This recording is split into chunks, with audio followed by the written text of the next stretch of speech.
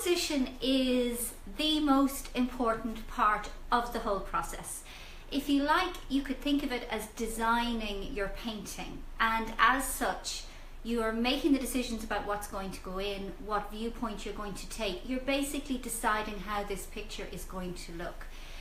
So the first thing to understand about technique is that what we are trying to do is to create a picture or a painting, something that is pleasing to the eye, something that works. It doesn't matter if it has a quirk, it doesn't matter if it's not perfect, but the overall picture needs to be pleasing to the eye. We want something to be the focus of the painting, the story of the painting, the thing that it's all about, that it hangs together. And when you're constructing your composition for a painting, you need to keep that in the back of your mind. What is the story of this painting? Now, you might have come across the principles of design, the basic principles of design. Anyone who's been to art college will be familiar with them. Unity, balance and variety. Unity, and they may seem like they're contradictory, you know, unity and variety, for instance.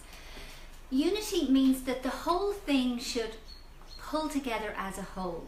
So in terms of style, in terms of color palette, in terms of the whole thing, the painting should just look like it's all of one painting. And that really is what unity is about in a nutshell for you.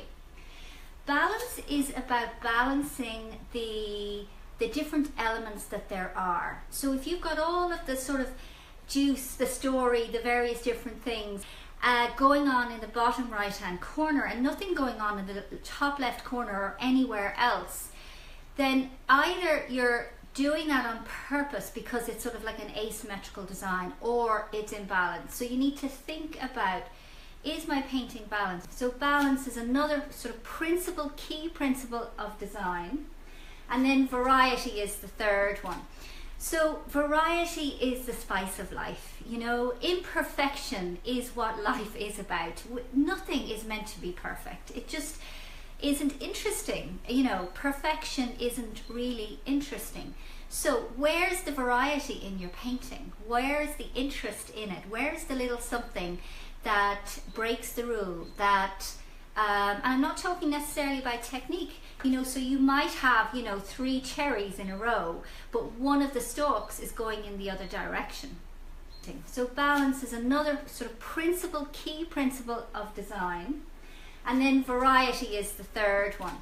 So variety is the spice of life. You know, imperfection is what life is about. Nothing is meant to be perfect. It just isn't interesting. You know, perfection isn't really interesting.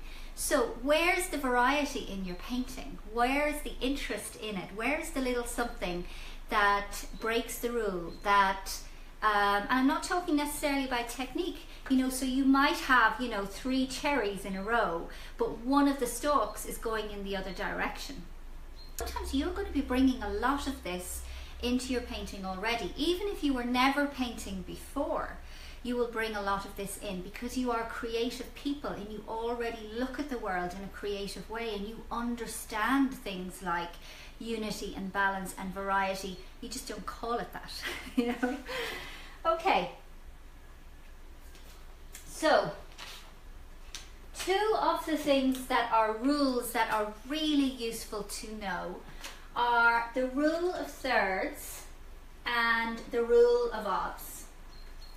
So the first one is really important, and it is about how you construct your painting. So I have this picture which might help a little, okay? Now you'll notice that I used a grid the other day when I was, let me see if I can get that into the picture. So you see this grid, the picture here has been divided into 3 horizontally and vertically, okay? And what we don't want in the rule of thirds, the action, if you like, should happen along the cross section of those grids.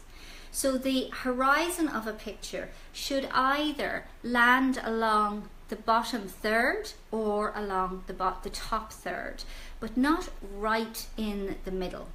Now again, you know, there's an exception to every rule, and you'll find a painting that breaks that rule and looks fantastic. But it most likely is fantastic because of something else. This rule is a sort of a Falstaff for you to fall back on when you're creating your picture. If you're taking a photograph on your phone and you're looking at a scene, and the sea, say, is sort of along the halfway, then just move it up a little and the horizon will land around here, or down and you will get, you know, the horizon here and you'll get less sky. I guarantee you your photography will look better just by applying that rule. So the other thing is that the interest in our pictures want to land on the cross sections here, okay? Now again, this is a rule, and rules are made for breaking, but this is a really good rule to understand and to go by.